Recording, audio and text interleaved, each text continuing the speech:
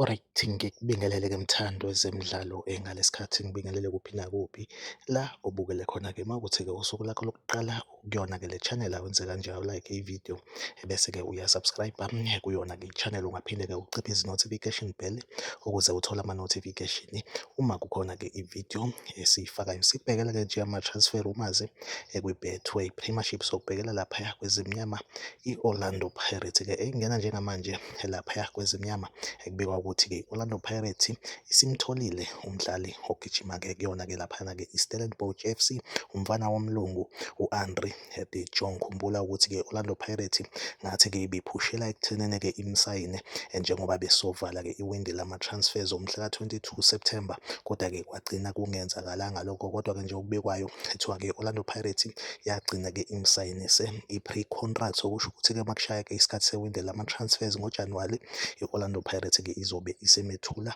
ngokusemthethweni laphayana-ke u-Andre De Jong from laphayana-ke i-Stellenbosch FC. Ngakubeka kucace nje ukuthi-ke usengumdlali we-Orlando Pirates-ke iyona update engiyiphethe-ke njengamanje. Like ividiyo, subscribe kuyona-ke i-channel, mina nawe asihlangabezane kwividiyo elandelayo.